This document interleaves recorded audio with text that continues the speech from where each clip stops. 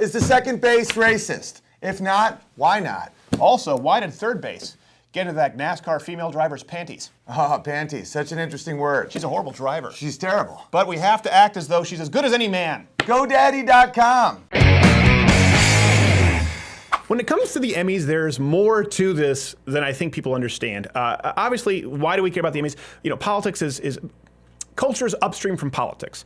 So with the Emmys, it also ties into what's going on with Rolling Stone, ESPN. We'll get to that in a second.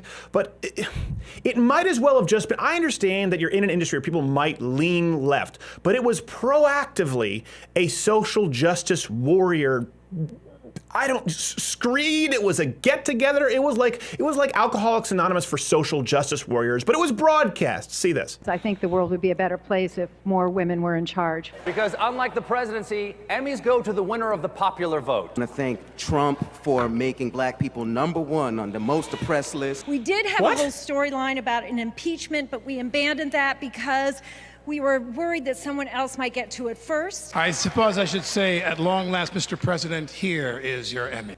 It came across as mean-spirited. Yeah, and absolutely. I know it was, well, Trump's mean. It came for people who love to fancy themselves as creative and compassionate. Not only that, but afterwards, if you read the headlines, Sean Spicer made an appearance and he poked fun at himself. People were furious. Like, oh, I can't believe anyone would have him out. They were mad at Stephen Colbert. How could you normalize Sean Spicer? Everything from a knot. It's like this guy is he's no longer working for the president. He can't come out and do a joke. How dare you treat that human like a human? Can you believe that they're actually mad that they use someone who clearly has been the butt of a joke for years and for months, for the last year, and he came out and it feels like years, and he just made a joke about himself, and they were furious. Yeah, they hate jokes. And it's also, you can see a lot about someone's character by how they act when they win something. Yeah, that's a good point. Yeah, like you win, and now you're like, and now I'm gonna get back at everybody versus now I'm gonna be grateful. Like, it's just so revealing. If you were to just throw out a net, like throw out a dolphin catching net into this audience, and who would you grab? How many of them have been part of progressive anti-bullying campaigns? Right away, Alec Baldwin, Kevin Spacey, Stephen Colbert, they all do those jump cut anti-bullying campaigns. When you say gay, when you say gay, when you say gay, do you know what you say?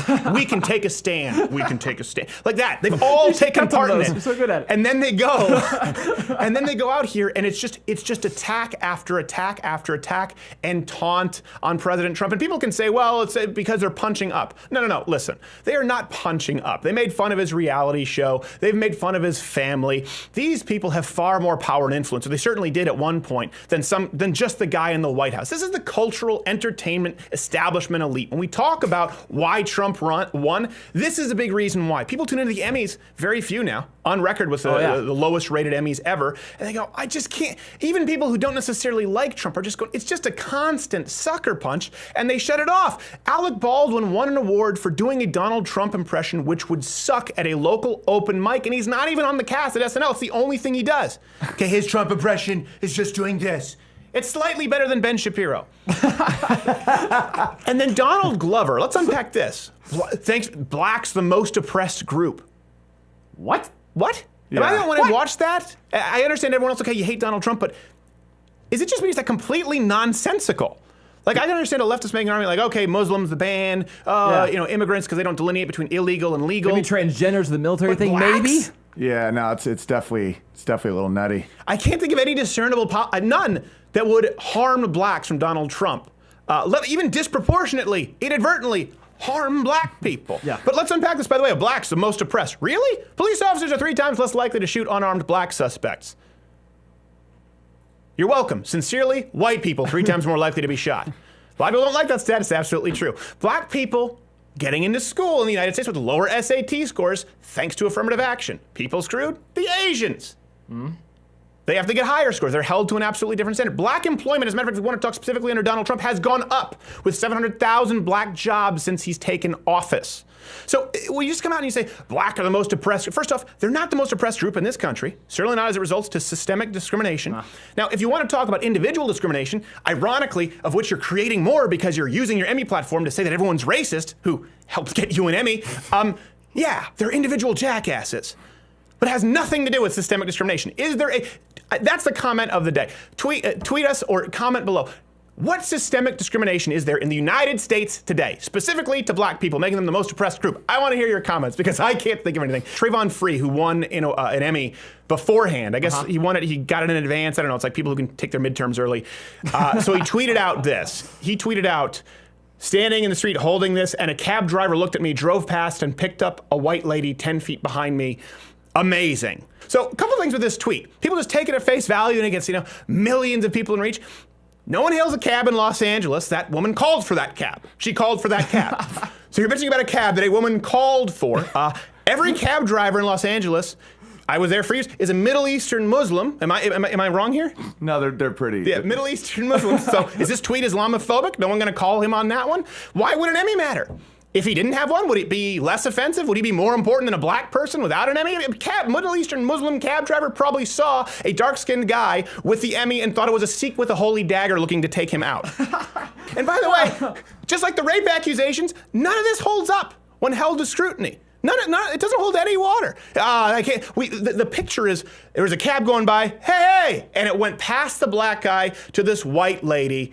No. She called for a cab and you're a dick. The Rolling Stone is up for sale too. This relates not only the Emmys, but it goes out like Rolling Stone is up for sale and they directly admit, you can read a quote where it's because of leftist politics. Like people know this. It's because they've continually gone more and more left and people no longer want to read Rolling Stone, so subscribership is down. Who'd have thought that a music magazine that's become exclusively a political activist magazine could possibly go under?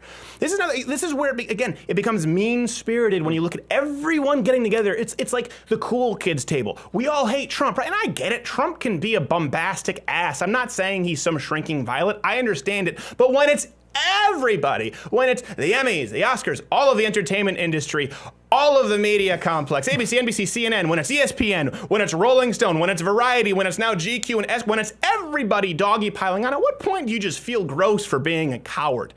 When it comes to the Rolling Stone, have they learned nothing from ESPN? ESPN had to lay off 100 on-air personalities because of subscriber losses.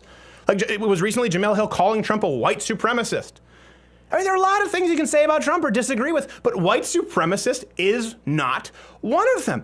You see it with again, this all ties in. These people are in such an echo chamber. ESPN doesn't understand that people actually tune into them for sports.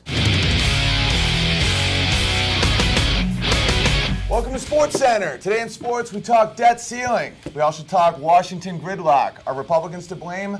Most likely. Of course they are. That's right, John. Also, an investigative report into the increasing and disturbing lack of diversity in the sport of curling. Such a shame. So disturbing. In 2017, such a shame. Especially when it's so unavoidable, John. Also, men in the women's locker rooms, where sexual assault ends and transgender rights begin. And an expose on NBA's notorious heightism, where the glass ceiling quite literally is the backboard. Where are the shorts? Alarming. Or the Asians. Later, football. Oh, what is that? What's football? Here's the thing. With Emmys, ratings are terrible. Rolling Stone, we're for sale. ESPN, they're hemorrhaging viewers. You look at late night, well, first off, Jimmy Fallon is losing to Stephen Colbert right now, which is crazy because Letterman didn't beat Leno for years, remember, in the last few years. But they used to get, 6 million, 8 million apiece. By the end of it, it was like 5 or 6.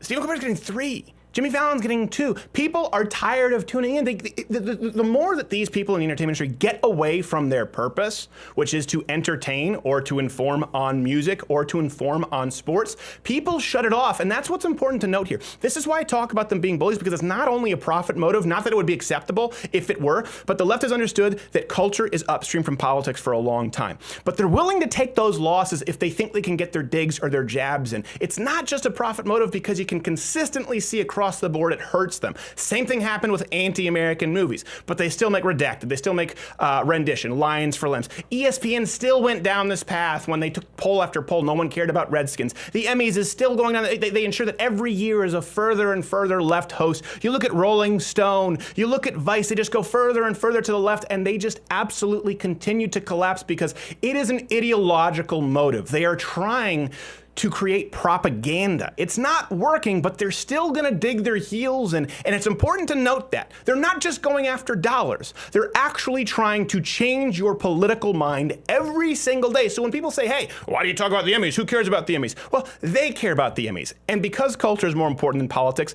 we need to be in the know. And it is it's so wonderful with new media. And when you see these things, with us with Mug Club and YouTube, that we can actually speak out against this for as long as Google and Facebook and Twitter allow us. And that's why you see NBC, CBS, you see ESPN. What are they trying to do? They're trying to buy influence on YouTube. They're trying to buy influence. They're trying to get in there where new media started beating them in the numbers because they're scared and they're wrong, and it's not a profit motive. It's an ideological one, and it's an ideological one that sucks. Also, Donald Glover, I really like the guy. I think he's funny.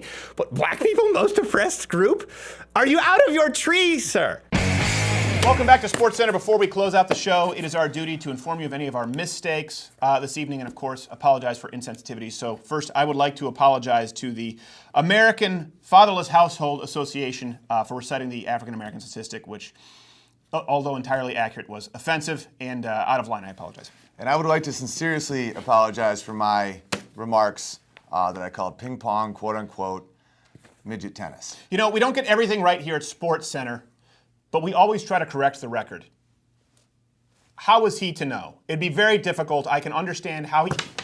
We also apologize that we hired a white individual to be throwing this basketball. We should have hired an African-American for the job of lobbing us the basketball. However, it was difficult to find a Negro who would work for $17.50 an hour. Turns out if they're high level enough to throw a basketball accurately on air, they should be working professionally. And we sincerely apologize for not hiring a Jewish accountant. We are facing bankruptcy. Yes, we also sincerely apologize for not hiring a non-Jewish lawyer, which of course we need to meet a quota based on consonants in the last name. And Mr. Silverstein, you've also been issued papers. Your services are no longer required. We apologize for that as well. Very nice man. Great guy. But he's taken someone's spot. And I would also personally like to apologize for calling the WNBA, quote-unquote, a chaotic lesbian party.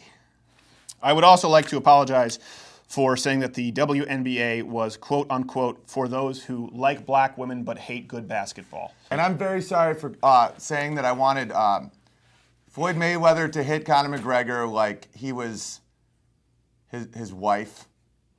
Yeah, that one was accurate, not as offensive to accurate. Not as offensive to most women, actually, because they believed that to be the case and saw it as a dig. But it was offensive to the overwhelming number of black males in the community who, when they rarely stay with their wives, do tend to beat them mercilessly. Also, I realize that I am being asked to apologize for insinuating that the biggest asset Danica Patrick brought to the sport of driving was tits. Yeah. GoDaddy.com. This has been SportsCenter.